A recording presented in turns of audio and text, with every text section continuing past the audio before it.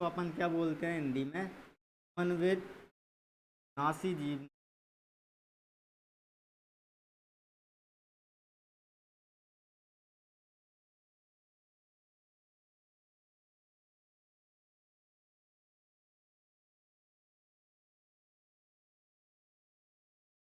जीव।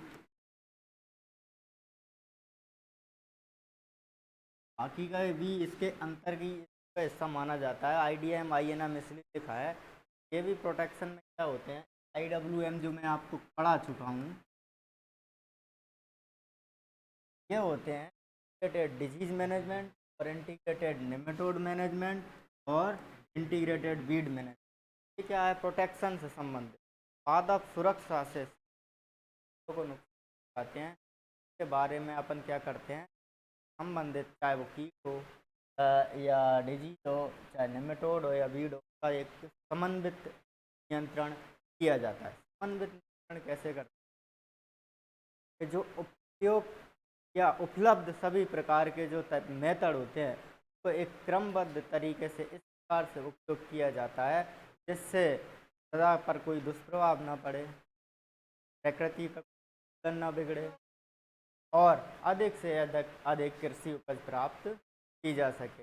उसको क्या एक तरीका या एक मॉडल का नाम दिया था जिसका नाम था IPM। तो मैं आपको शॉर्ट टर्म में जो अलग अलग हैं, क्या पता कोई एग्जाम भी पूछ, हम आपको यहाँ बता देता हूँ, लेकिन पूरा का पूरा जो टॉपिक बेस्ड है आप समन्वित नासी जीव। देखो जहाँ पर पेस्ट जो पूछा गया है क्या होता है, नासी जीव, इसके बारे में भी आपको मैं क्लियर करूँगा कि नासी जीव क्या होते हैं। नासी जीव अब जो फसलों को नुकसान पहुँचाते हैं या ऐसे कारक जो कि फसलों की उपज को तरीके या प्रत्यक्ष रूप से नुकसान पहुँचाते हों, क्या कहलाते हैं, नासी जीव। इसका जो फुल फॉर्म बताता हूँ उसके बाद में पेस्ट के बारे में पूछ। IDM जो है क्या होता है, इंटीग्रेटेड डिजीज मैनेजमेंट।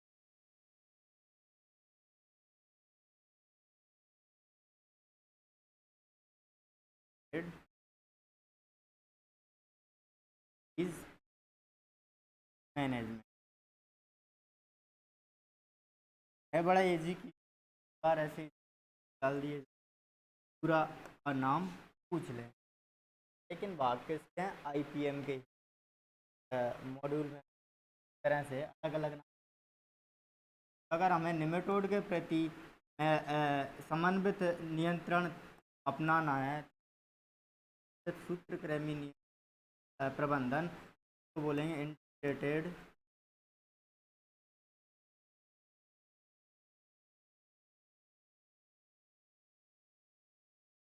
मेथड।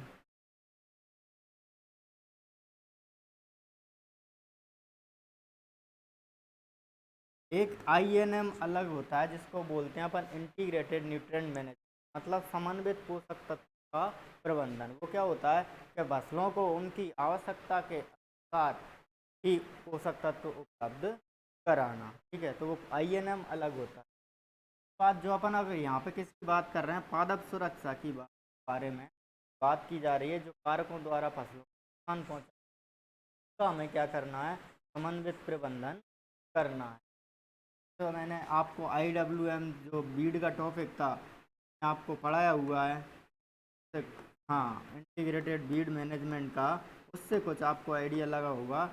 मैं आगे में वही चीज़ बताने वाला, इंटीग्रेटेड बीड मैनेजमेंट। बीड मतलब खरपतवारों का समन्वित नियंत्रण या समन्वित प्रबंधन। ये तो कुछ है फुल फॉर्म। अब अपन पहले तो ये जानना जरूरी है कि हम किसका कर रहे हैं। नासी जी, यहाँ पर जो शब्द आया है उसको सही से व्याख्या करते हैं। नासी जी, नासी जी क्या क्या करेंगे अब, खतरनाक होता है, किसके लिए खतरनाक, ये हानिकारक होता है। नासी जी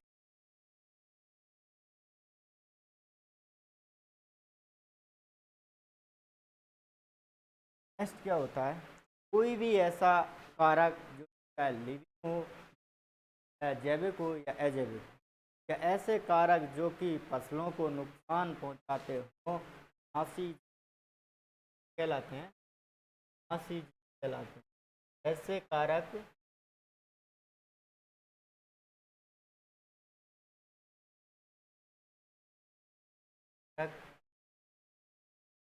जो कि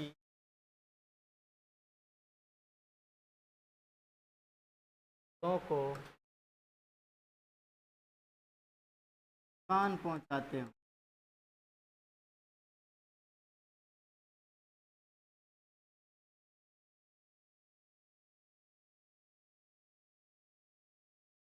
आते हैं, कहलाते हैं।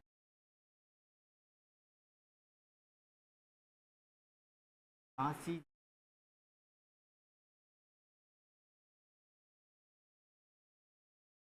ये नासी जीव क्या होते हैं? देखो इनको दो भागों में नासी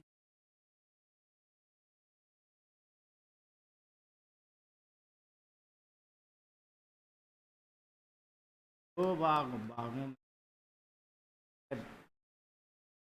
वर्गों में विभाजित।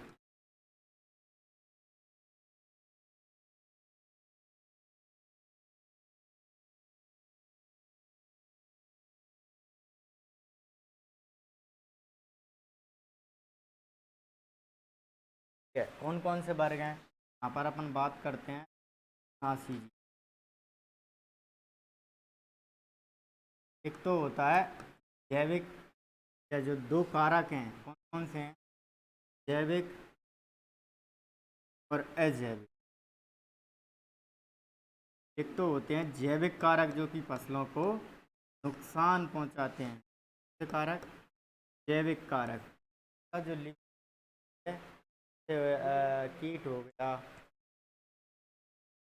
सूक्ष्म जीव हो गए, पशु पक्षी हो गए, मनुष्य हो गए, जो जो भी लिविंग थिंग हो फसलों को नुकसान पहुंचाती है, इसमें आएंगे जैविक कारक में।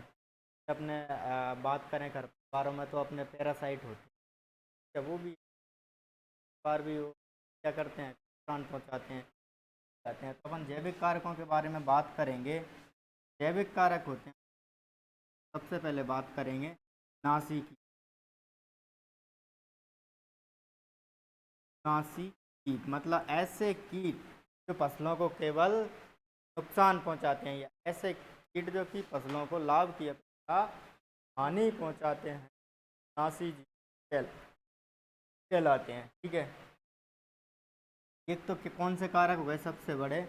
नासी जीव या कीट जो कि फसलों को नुकसान पहुंचाते हैं, और ये लगभग फसलों को 26% हानि, हाँ, फसलों को 26% हानि पहुंचा।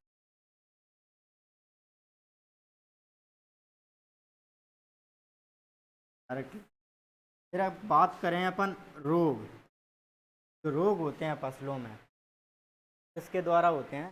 सूक्ष्म जीवों द्वारा होते हैं। सूक्ष्म जीव हैं, सभी सूक्ष्म जीव जितने भी रोग उत्पन्न करते हैं, तो रोगों द्वारा फसलों में लगभग कितनी प्रतिशत हानि होती है? 20% हानि। कितनी? 20%।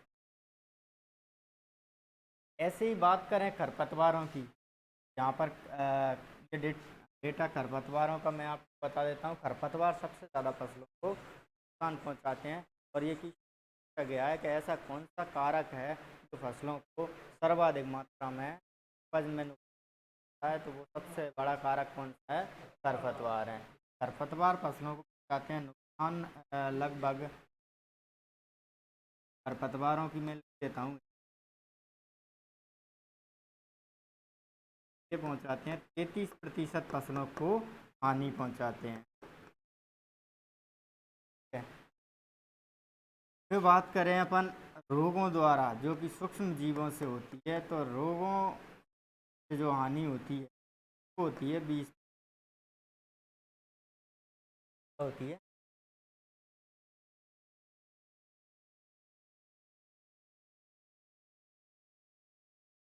और 1% अन्य कारक जो होते हैं, अन्य कारकों से फसलों, यहाँ पे थोड़ा लिख लेना फसलों के हानि के पहले, फिर मैं जो आपको कारकों के बारे में बता। फसलों में हानि। कारकों द्वारा जो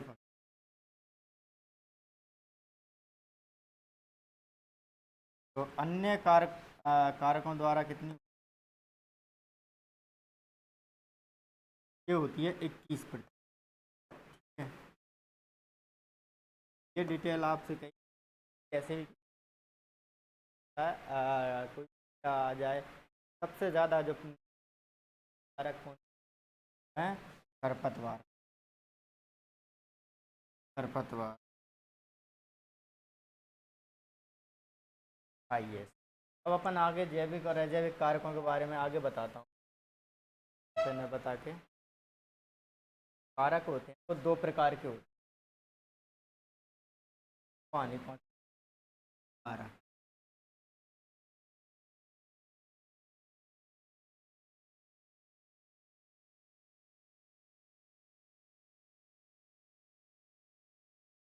जैविक का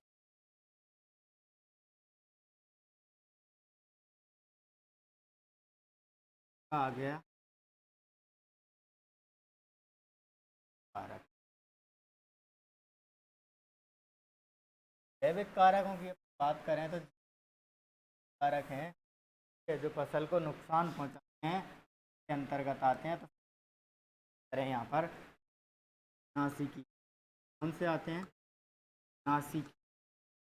तो ऐसे कीट जो कि फसलों को नुकसान पहुंचाते हो नासी कीट कहलाते हैं। यहाँ पे अपन लाभदायक कीटों की बात नहीं कर रहे, नासी कीट की बात कर रहे हैं। और इन कीटों को नियंत्रण का उपयोग किया है। जो रसायन उपयोग किए जाते हैं वो कहलाते हैं कीटनाशक। क्या कहलाते हैं? कीटों के नियंत्रण के लिए नासी कहलाते हैं। दूसरा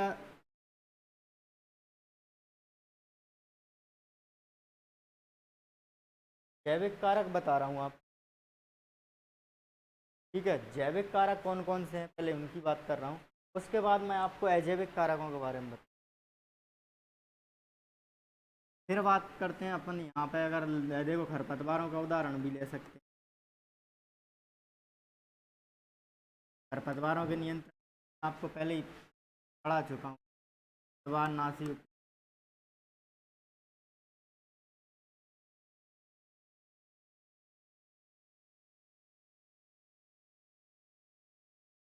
की अपन बात करें रोगों द्वारा, सॉरी रोगों नहीं, और कौन से कारक होते हैं अब यहाँ पर आ जाते हैं सूक्ष्म।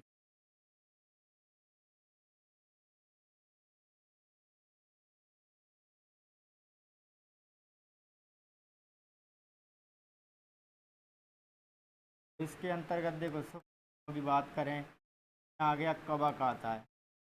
कवक द्वारा जो रोग उत्पन्न करते हैं कवक द्वारा, उन कवक जनित कवकनाशी का उपयोग।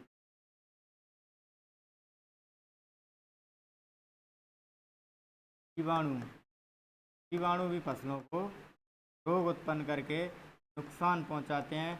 इनके नियंत्रण के लिए क्या जीवाणुनाशी का उपयोग किया जाता है? जीवाणुनाशी के एंटीबायोटिक्स का उपयोग करते हैं।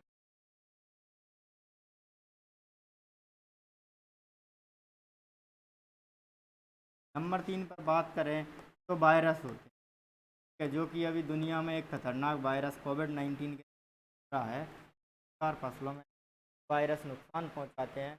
वायरसों के नियंत्रण के लिए क्या है उपयोग करते हैं? देखो वायरिसाइड अलग से नहीं है, इनके लिए कीटनाशी उपयोग करते हैं, क्योंकि वायरसों को का काम का वाहक कीट करता है, ठीक है। यहाँ पर किसका नियंत्रण उपयोग से जाता है? कीटनाशी के उपयोग से वायरसों को किया जाता है। नंबर 4 बात करें और कौन से नुकसान पहुंचाते हैं, जैसे वो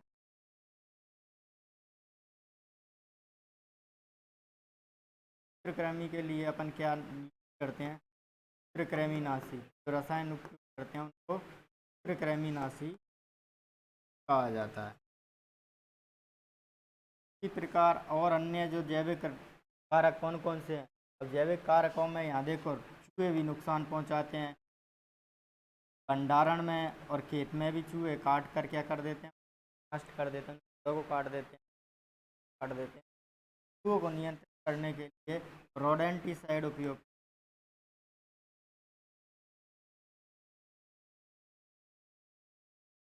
कुछ माइट्स जो होती हैं, मक्खियाँ, वो भी नुकसान पहुंचाती हैं। इनके लिए मिटीसाइड उपयोग की जाए।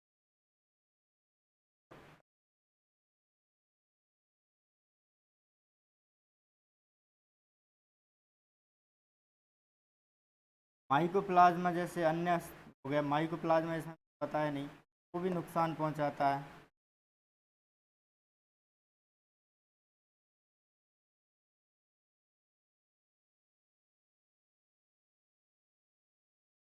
इसके नियंत्रण के लिए भी प्रतिजैविक एंटीबायोटिक उपयोग किया।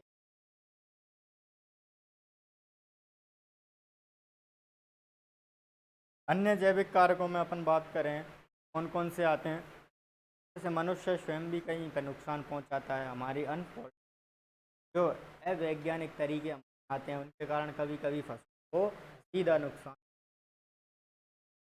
दूसरी बात करें पशु पक्षी जो कि फसलों को खाकर नष्ट कर देते हैं, तो एक तरह से वो भी क्या नासी जीव का कार्य करते हैं। ये सारे जैविक कारक जो हैं फसलों को नुकसान पहुंचाते हैं। ये अपन बारे में संक्षिप्त नियंत्रण में बात करेंगे। अब अजैविक कारक के बारे में यहाँ बात की जाए। अजैविक कारकों में देखो क्या आता है, तो वातावरण की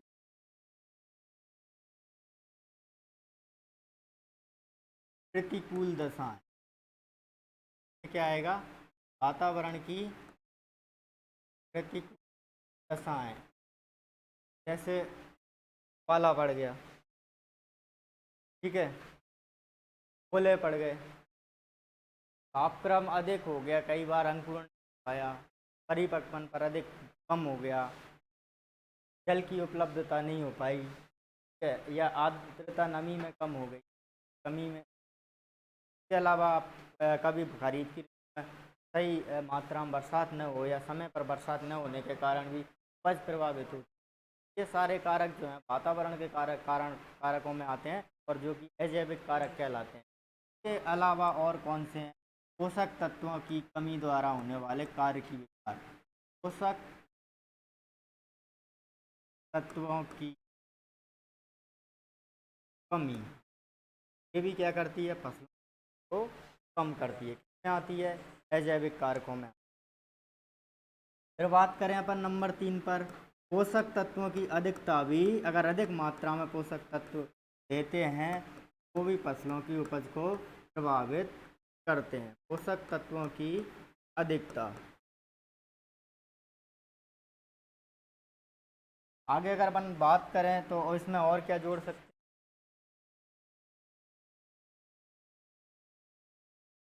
वातावरणीय कारकों में सारे कारक आ गए। अगर पोषक तत्वों की कमी, पोषक तत्व का, तो ये लगभग आपके अजैविक कारक हैं जिन। अब इनके बारे में, अब इनका हमें जो पढ़ना है वह समन्वित नासी जी। नासी जी है इन सभी के लिए उपयुक्त, ठीक है। ऑलमोस्ट अपन बात करते हैं ना, और जैविक कारक होते हैं के नियंत्रण के बारे में। तो आगे बात करेंगे। सॉरी, नासी जी क्या होते हैं, इंग्लिश में इनको पेस्ट कहते हैं, ठीक है। का नियंत्रण किसके द्वारा किया जाता है, रसायनों द्वारा। जो सभी रसायन उपयोग करते हैं पेस्ट के नियंत्रण के लिए उनको पेस्टिसाइड बोला जाता है, पीड़कनाशी। अब पीड़कनाशी के अंतर्गत इतने कैटेगरी के क्या है, रसायन आते हैं। कौन कौन से की, खरपतवार नाशी के लिए ये कौन आ गए अपने, कवकनाशी, जीवाणुनाशी, साइड।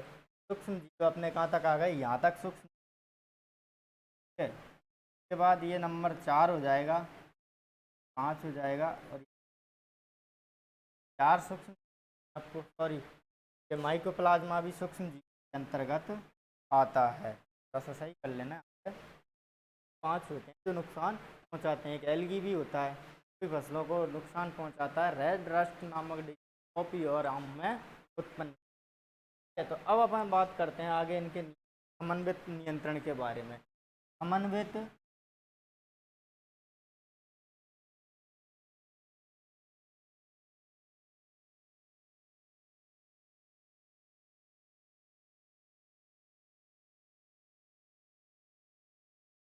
प्रबंधन क्या होता है? नाशीजीवों का ऐसा प्रबंधन या नियंत्रण जिसमें सभी प्रकार के उपलब्ध नियंत्रण तरीकों को के अंतर्गत सभी प्रकार के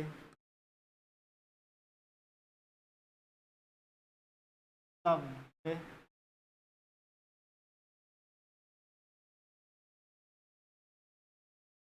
उपलब्ध तरीकों को एक क्रमबद्ध रूप में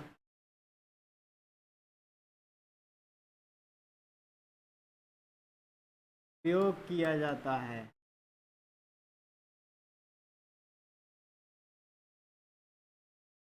इससे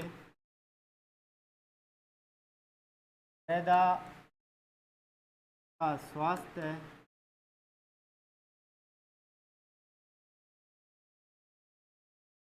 पारिस्थितिक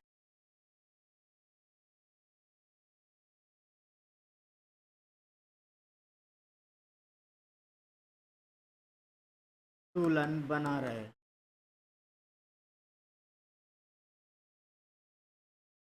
और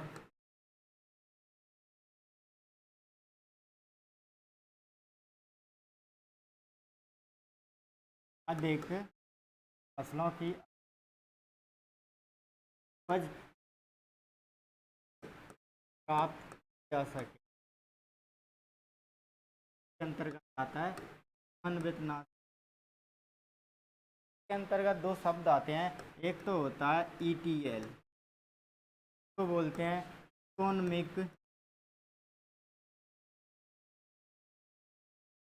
इकोनॉमिक थ्रेशोल्ड लेवल। पूरा नाम भी इनके कई बार पूछे। इकोनॉमिक थ्रेशोल्ड लेवल क्या है? नाशीजीवों की ऐसी संख्या होती है जो कि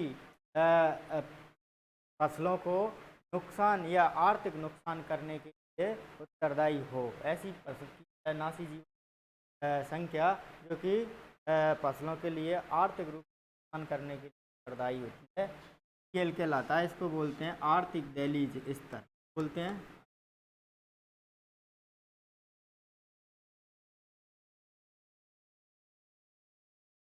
आर्थिक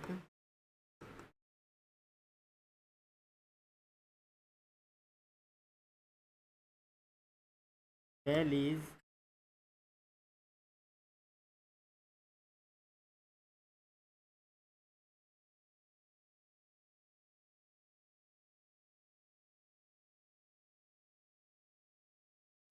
मतलब क्या होता है इसके अंतर्गत?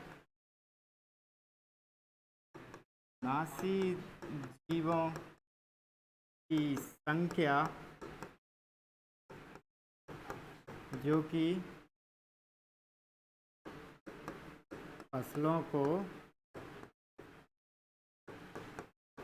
आर्थिक नुकसान पहुंचाती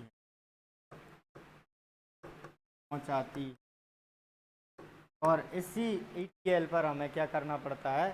जो तरीके हैं सारे नियंत्रण के तरीके वो अपनाने पड़ते हैं। इससे ज़्यादा होने पर हम फिर लास्ट में केमिकल मेथड अपनाते। तो अपन आइए बात करते हैं कौन कौन से तरीके हैं जिनको हम IPM मॉड्यूल्स के अंतर्गत अपनाते हैं। तो उन तरीकों के बारे में बात करते हैं। IPM के जो मॉड्यूल्स हैं कौन कौन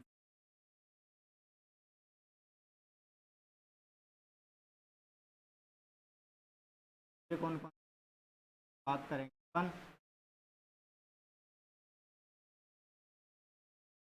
कर्षण विधि, कर्षण आती है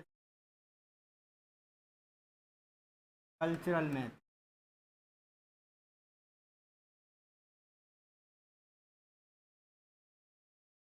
कल्चरल मेथड के अंतर्गत ये सबसे आसान तरीका एवं सबसे इजी तरीका होता है जो कि कॉस्टली भी नहीं होता और किसान अपने लेवल पर आसानी से अपना सकता है। कर्षण का मतलब होता है कि कर्षण बुवाई से लेकर कटाई तक जो कृषि क्रियाएं की जाती हैं या बुवाई से ले पहले से भी लेकर खेत की तैयारी से लेके कटाई तक जो कर्षण क्रियाएं की जाती हैं उनके द्वारा कैसे कीटों का या जो नासी जीव का नियंत्रण किया जा सके, सब किस्म आती हैं कर्षण विधि।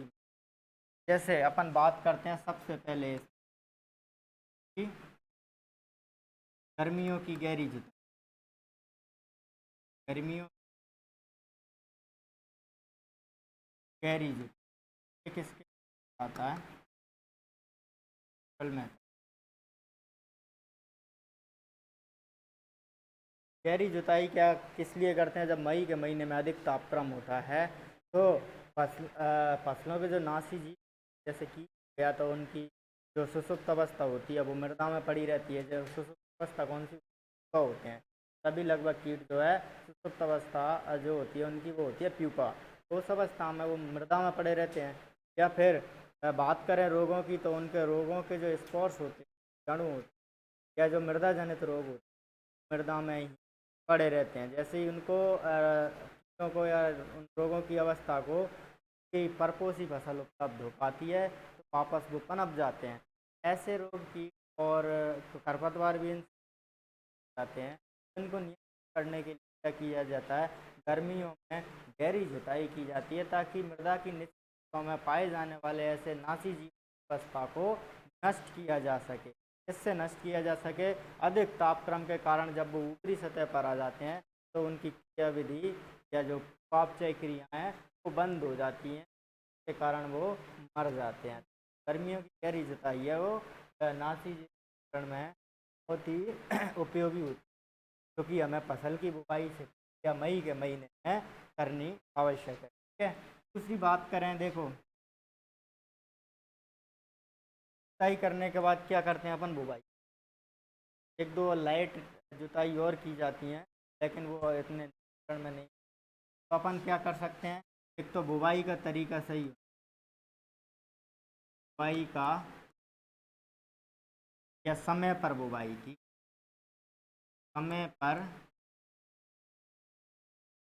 बुवाई करना।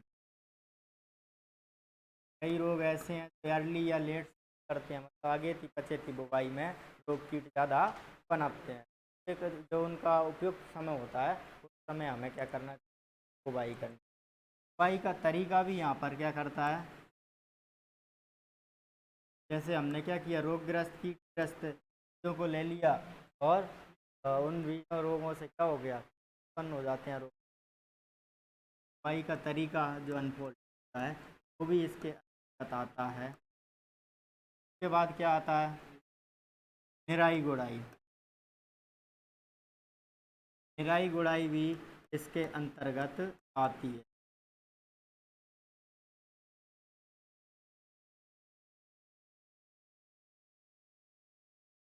एक तो और क्या आता है आगे के अंतर्गत, और क्या अपना सकते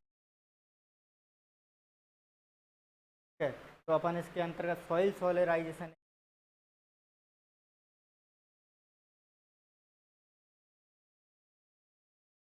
सॉइल सोलराइजेशन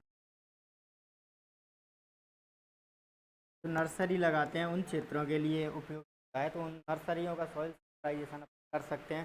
कैसे करते हैं? उन नर्सरियों में बीज की बुवाई से पहले पॉलीथीन वाइट कलर के या ब्लैक कलर से ढक दिया जाता है। जब मई जून का अधिक टेम्परेचर उन पर पड़ता है उससे क्या होता है? वो अधिक मात्रा में एब्जॉर्ब कर लेती हैं। एब्जॉर्ब करने के कारण जो मृदा का ताप और ऊपर का जो ताप एब्जॉर्ब किया है उससे क्या ऊष्मा पैदा होती है उसके अंतर्गत। और स्टीम जो है बहुत ज़्यादा खतरनाक होती है। उस स्टीम के कारण जो अब सुसुप्त अवस्था में पड़े हुए रोग नष्ट हो जाते हैं। तो सॉइल सोलराइजेशन आप इसके अंतर्गत आता है। इसके अलावा अपन क्या कर सकते हैं? नंबर 6, पास फसलों को, पास फसलों को उगाना। तो मुख्य फसल के साथ अपन क्या उगा सकते हैं? पास फसल। जैसे कपास के बॉलवर्म कीटों के नियंत्रण हेतु क्या लगा देते हैं? भिंडी को लगा दिया जाता है ताकि कपास के जो बॉल वॉर्म कीट इसकी तरफ चले जाते हैं, भिंडी की तरफ चले, डाइवर्ट करना होता है। इसी प्रकार गोभी में डाइवन बैक मोथ कीट को नियंत्रित करने के लिए क्या लगा दी जाती है, उसके चारों ओर सरसों लगा दी जाती है ताकि गोभी के जो डीवीएम कीट है, डाइवन बैक मोथ जिसका प्लूटेला जाइलोस का नाम है, वो किधर डाइवर्ट हो जाता है, सरसों की तरफ। तो 5 फसलें भी अपन उगा सकते हैं। इसके अलावा अपन बात करते हैं कि भाई और कुछ नहीं तो प्रतिरोधी किस्मों को उगा सकते हैं, प्रतिरोधी किस्मों को उगाना।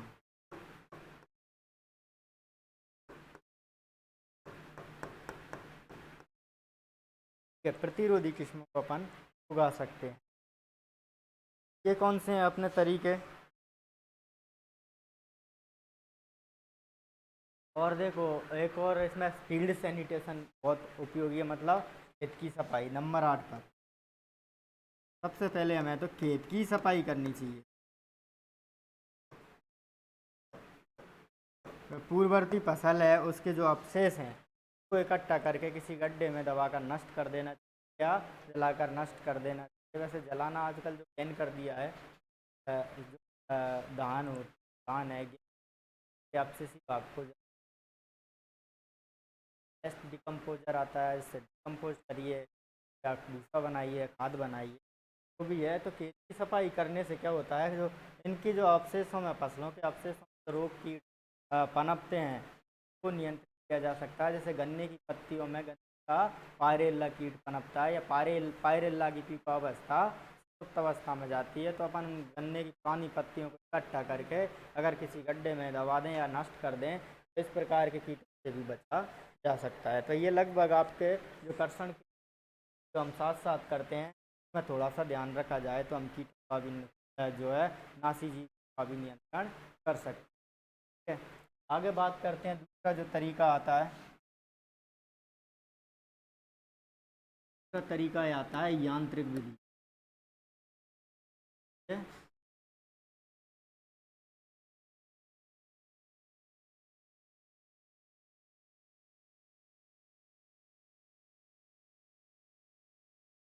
यांत्रिक विधि में क्या होता है, देखो हाथ या यंत्र की सहायता से रोगग्रस्त या कीटग्रस्त पौधे को उखाड़ कर नष्ट कर दिया जाता है। ठीक है, इसमें अपन देखो प्रकाश प्रपंच भी करते हैं, वो यांत्रिक विधि बताता है। हैंड नेट जो होता है उसके द्वारा कीटों को पकड़कर इकट्ठा करके मार सकते हैं। इसमें क्या करते हैं, हाथों में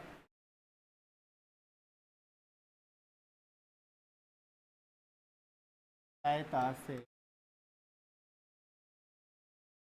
कीटों को नष्ट कर या नासी जी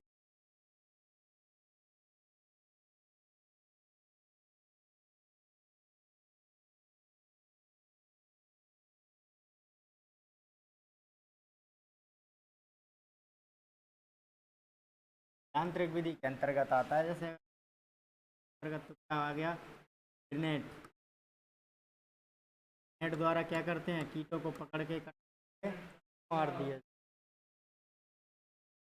जालीदार नेट होता है, तरीके का होता है, राउंड। आपने देखा होगा जो बीएससी की जालीदार की लगी होती है, तो होती है, ये हवा भी आती जाती रहती है। एक तरीके का नेट होता है, इसमें कीटों को ठीक है पकड़ लेते हैं। कम कीट वहाँ पर, ऐसे कम वहाँ पर इनको अपना सकते हैं। तो लेकिन ये छोटे क्षेत्रफल के लिए, तो इसके लिए अपन और क्या अपनाते हैं इसके अलावा हैं, वो अपने इसमें यांत्रिक में नहीं आएंगे, वो फिजिकल में आएंगे। ठीक है, फिजिकल में आते हैं। अगर कोई फ्लेम दी जा रही है, ऊष्मा दी जा रही है, क्या कर रही है, कोई हीट एनर्जी, किस एनर्जी के साथ कीट या रोगों को नियंत्रित कर रहे हैं, तो वो किसके अंतर्गत आता है, फिजिकल मेथड के अंतर्गत। ठीक है, तो नेट है। और क्या बात कर सकते हैं, प्रकाश प्रपंच आता है, प्रकाश प्रपंच को आकर्षित करने के लिए, रात्रिचर जो की उनको आकर्षित करने के लिए लाइट ट्रैप, ठीक है, प्रकाश प्रपंच प्रयोग किए जाते हैं और उनको मारकर नष्ट कर दिया जाता है। ये भी किसके अंतर्गत आता है? यांत्रिक आता है। फिरोमेन ट्रैप भाई इसमें नहीं आता, फिरोमेन ट्रैप आता है, देखो उसमें जैविक नियंत्रण। तो ट्रैप क्या करते हैं, अपने जो फीमेल हैं वो हार्मोन्स रिलीज करती हैं और अपने मेल की तरफ आकर्षित।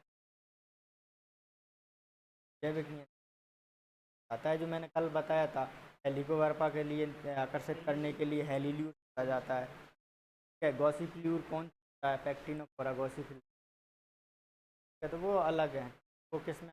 जैविक में। प्रकाश प्रपंच हो गया, अपन ने हाथ की सहायता से, ठीक है, वो सब अपनाते हैं, या किसी भी तरीके से वो उखाड़ कर या प्रभावित भाग को, जैसे बड़ा पौधा हो गया, फल का हो गया, ठीक है, फल वृक्ष हो गए, तो हम क्या करेंगे? ट्रेनिंग प्रूनिंग जो करते हैं वो हम क्या करेंगे? हैं? कटाई छटाई, ये भी यांत्रिक विधि में आती है। रोगग्रस्त शाखाओं की कटाई छटाई करना किसमें आती है? यांत्रिक विधियों में आती है।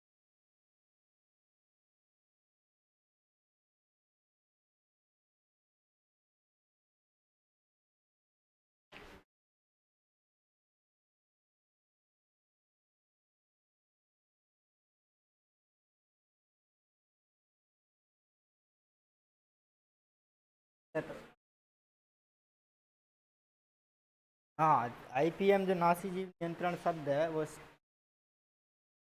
T, S T, S T नहीं, क्या नाम है उसका? H S Smith, H S Smith का दूंगा। ऐसे तुम्हारे क्वेश्चन बायोलॉजिकल नियंत्रण स्टर्न हाउस में दिया था, विकास में दिया था, नासिक का दिया था, ये सॉरी, नासी संबंधित कीट तो शायद यार स्टीव स्मिथ ने नहीं दिया था, इसने तो जैविक नियंत्रण। ठीक है, आईपीएम का जो मॉड्यूल तैयार किया था अभी कंफर्म याद नहीं है। ठीक है, बायोलॉजिकल का तो जो दिया था वो स्मिथ ने दिया था 1900, और उनमें जो बायोलॉजिकल में भी जो सूक्ष्म कण है वो ईस्टर्न हाउस ने दिया था 1950 में। तो मुझे अभी कम,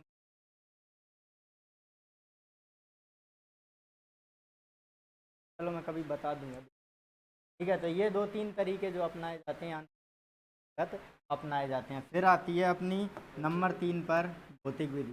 देखो आपको ऐसा लग रहा होगा, या मैं लिखा रहा हूँ उनके अंतर्गत, आपको लगभग पता ही है कटाई छटाई के बारे में क्या लिखा हूँ। प्रकाश प्रपंच में चीज़ों को आकर्षित करते हैं, नेट द्वारा भी पकड़ा जाता है। ठीक है, ऐसा कोई केवल क्या विशेष है जो मैं नाम लिखा रहा हूँ ना, वो किसके अंतर्गत आते हैं, कौन सी विधि के अंतर्गत आते हैं, तो ये चीज़ ना ऐसा क्वेश्चन। नंबर 3 पर जो आती है अपनी, वो आती है भौतिक विधि। भौतिक विधि, ठीक है, भौतिक विधि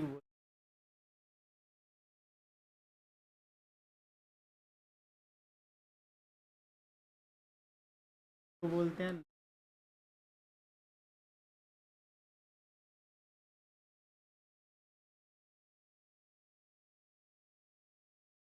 भौतिक विधि के अंतर्गत किसका उपयोग किया जाता है? एनर्जी का। तो इसमें सबसे पहले अपन क्या करते हैं, नंबर 1 पर आता है गर्म जल उपचार किया जाता है। क्या किया जाता है? गर्म जल उपचार।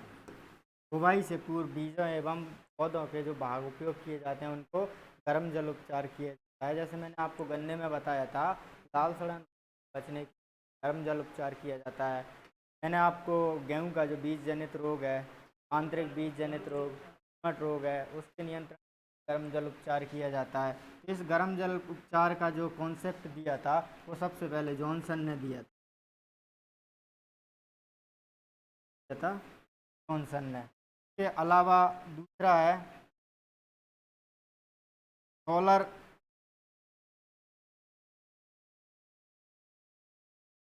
ऊर्जा का, सोलर रेडिएशन तरंग दैर्ध्य, ठीक है, यहाँ पर लिखेंगे सोलर रेडिएशन, सोलर रेडिएशन। ये किसने दिया था? लूथरा एवं सुतार ने दिया।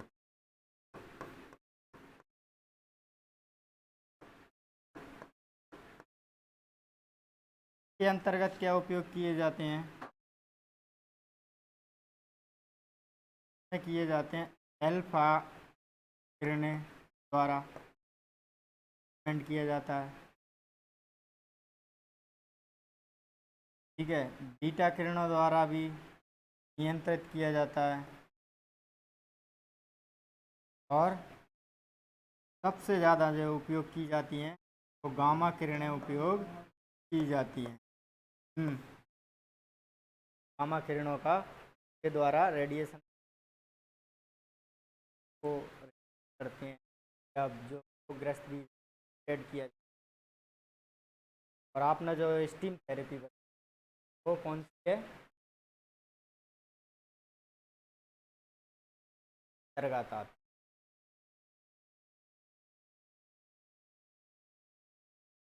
सबसे ज़्यादा क्वेश्चन आते हैं वो कौन से पोर्शन से? अभी मैं आपको आते हैं अपने जैविक नियंत्रण से और केमिकल के नियंत्रण।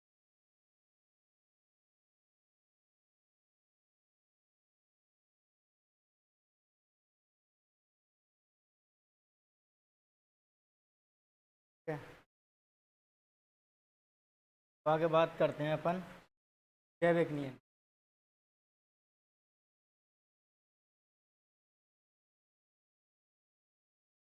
नंबर 4 पर कौन सा आता है?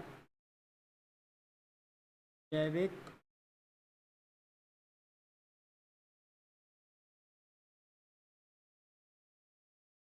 नियंत्रण, बायोलॉजी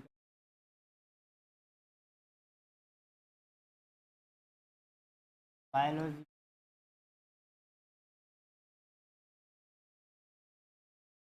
के अंतर्गत किसका ऐसे जीव से लाभदायक जीवों का उपयोग करते हैं जो कीटों को खाकर नष्ट करते हैं, उनके प्राकृतिक सूक्ष्म द्वारा ही बनाए गए उप उत्पादों का उपयोग किया जाता है, ठीक है। तो वो कौन सा कहलाता है? जैविक नियंत्रण। ये कॉन्सेप्ट सब तो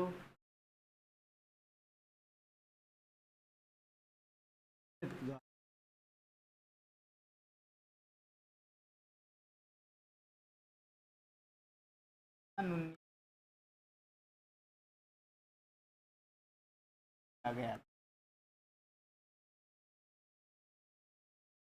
ठीक है। लिखना कर दिया,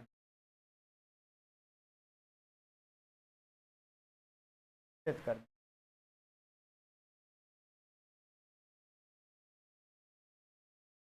इसमें क्या करते हैं? ऐसे परभक्षी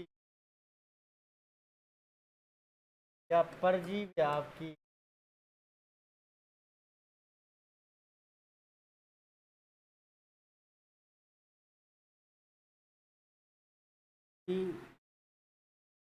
आपकी सुख द्वारा जीवों के उत्पादों द्वारा नासी जीवों का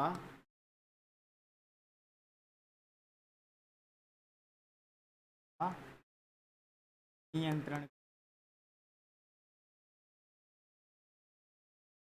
देखो एक क्या बताया, परभक्षी की या परजीवी।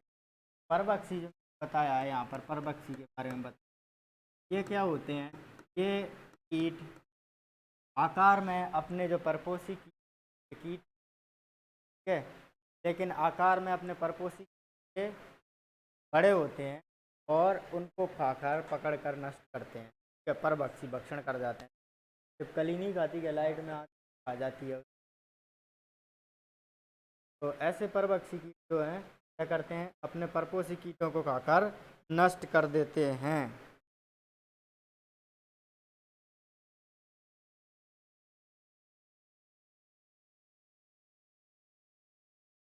क्या करते हैं, ये आकार में बड़े होते हैं, परपोषी कीट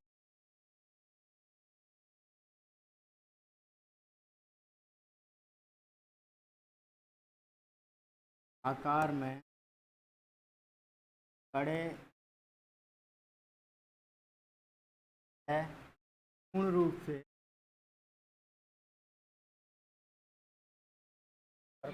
परपोष आकार में बड़े होते हैं, पूर्ण रूप से परपोषी कीट पर ही निर्भर रहते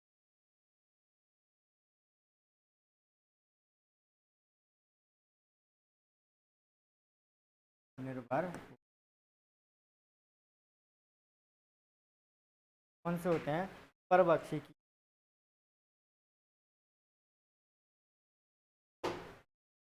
परभक्षी के अंतर्गत आपको मैं देखो, जैसे सरसों में मोयला लगता है, एफिड लगता है ना, लिपाफिस एरिसिम, उसको कौन खाता है, एक लेडी बर्ड बीटल नाम का कीट। एग्जाम्पल के आपको लिखा देता हूँ,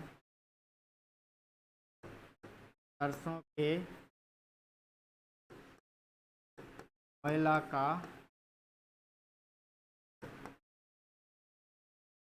परभक्षी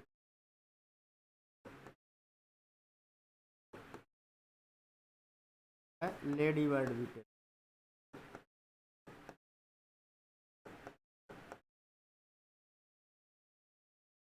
लेडी बर्ड बीटल किसको खाता है, सरसों के मोयला को। तो क्या नाम है लेडी बर्ड बीटल का, कॉक्सिनिला सेप्टम पंक्टाटा। क्या नाम है इसका, कॉक्सिनिला सेप्टम पंक्टाटा।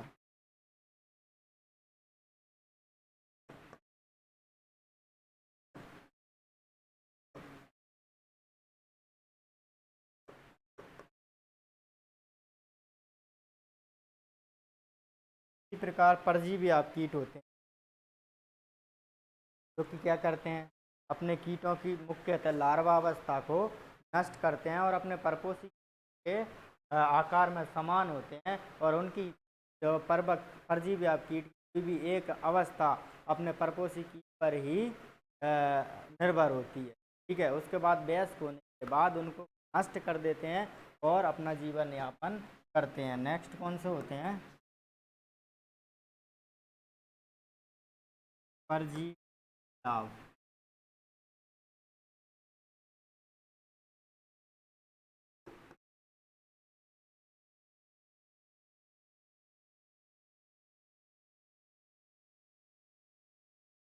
को बोलते हैं पैरासीटोइड, को बोलते हैं प्रीडेटर।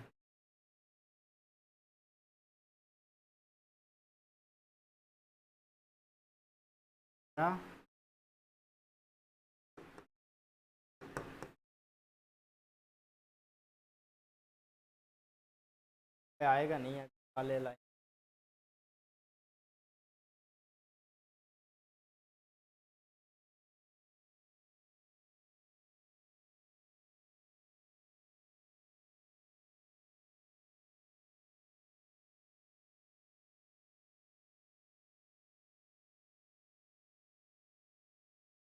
आकार में अपने समान होते हैं,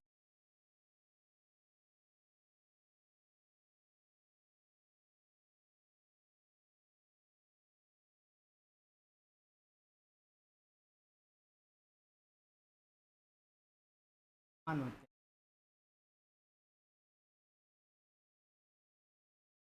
हैं। इनके जीवन काल की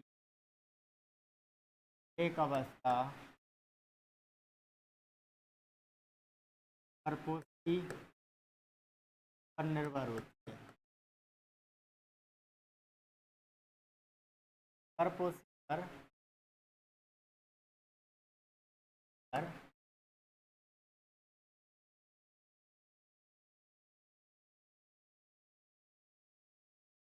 परपोषी। बाद में इनको मार देते हैं, बाद में गैस को अपने पर्पज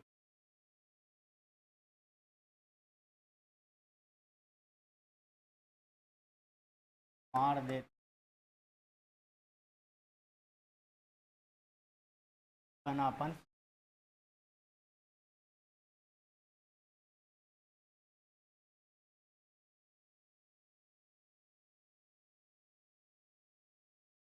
एग्जाम्पल आपको मैंने बताया था एक गन्ने का जो पायरिल्ला कीट है, गन्ने का पायरिल्ला, उसको कौन सा कीट नियंत्रित करता है? क्या नाम है? एप्रिकेनिया मेलेनोलूका। एप्रिकेनिया मेलेनोलूका इसका क्या है? परजीवी कीट।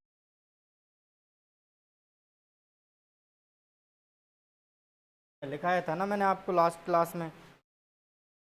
एक आपने सेंजोस स्केल एप्पल का लगता है, सेनोज स्केल है वो।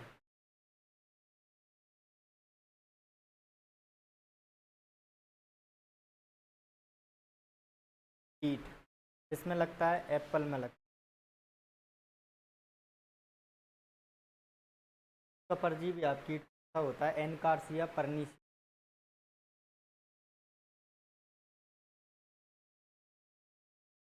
जो स्केल सेनोज स्केल का जो होता है वो होता है कार्सिया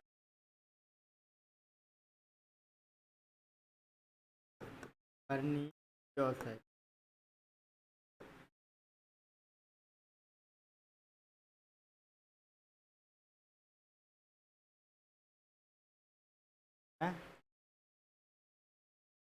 ट्राइकोग्रामा होता है, एग पैरासिटोइड होता है, ठीक है। ट्राइकोग्रामा जो होता है, ट्राइगोग्रामा की जो स्पीसीज किलोनी हो गई,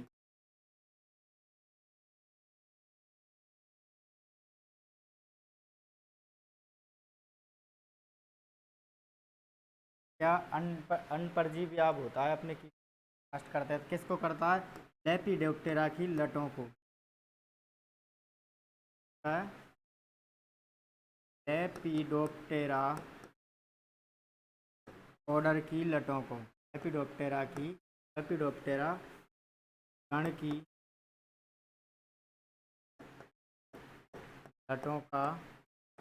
लटों को नियंत्रित करता है।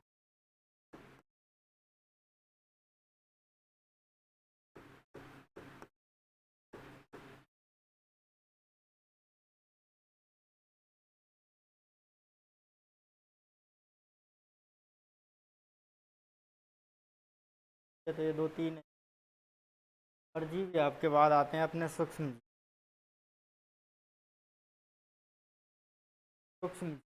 Micro organism. सूक्ष्म जीव क्या होते हैं? सूक्ष्म जीवों के उपोत्पाद जैसे पाउडर फॉर्म या बनाए जाते हैं, जिनके द्वारा रोग कीट को नियंत्रित किया जाता है।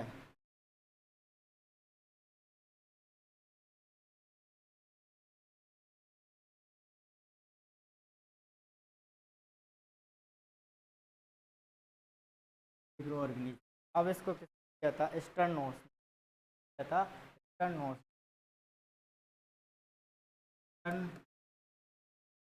द्वारा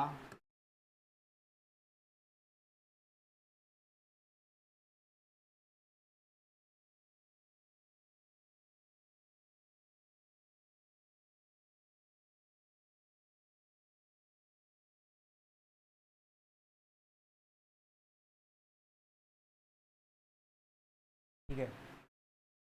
के अंतर्गत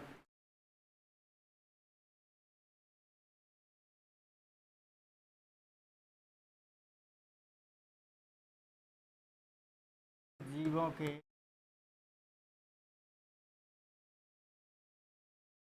उप उत्पाद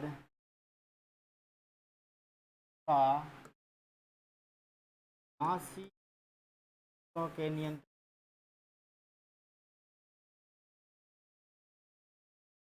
जीवों के नियंत्रण हेतु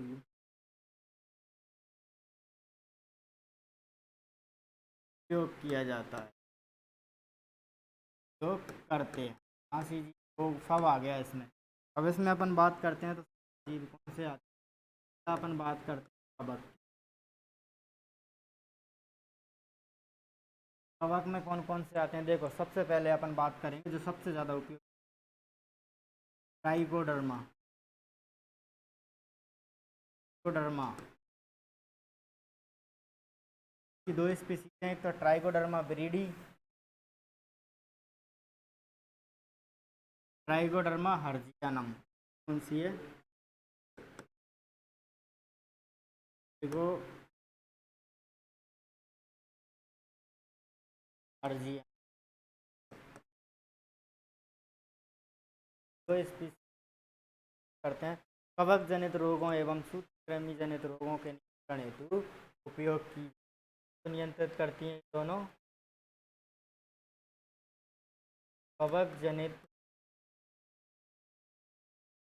रोगों व सूत्रकृमि रोगों, सूत्रकृमि जनित रोगों को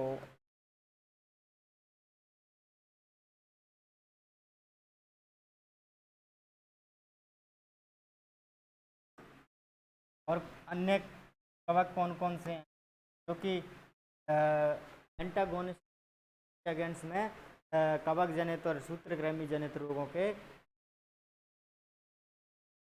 खिलाफ, तो इनमें जो कवक हैं उनका नाम भी है पैसिलियोमाइसी।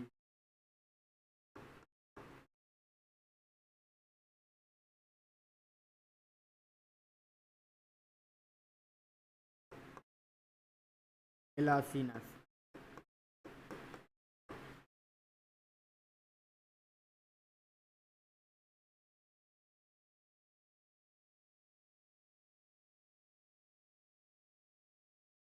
ट्यूबेरिया,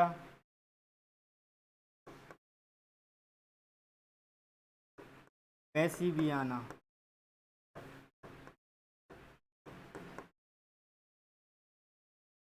जो वाइट मस्कार्डिन डिजीज उत्पन्न करता है, किसमें, सफ़ेद मक्खी है, वाइट मस्कार्डिन, वाइट मस्कार्डिन रोग उत्पन्न करता है।